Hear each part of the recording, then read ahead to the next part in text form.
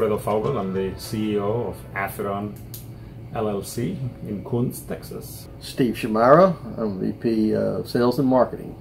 This is the only factory of its kind in the United States using German-Brazilian technology to upcycle plastic waste into a very durable, extremely durable wood replacement.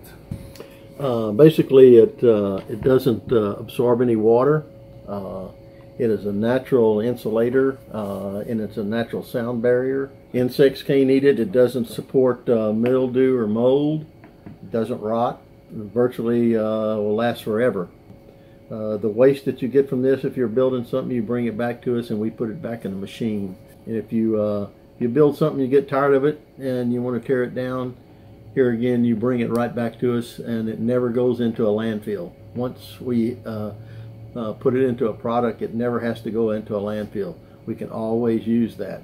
The waste in our factory, the trim that we get off of it, it goes right back into the reactor, and we make product out of it.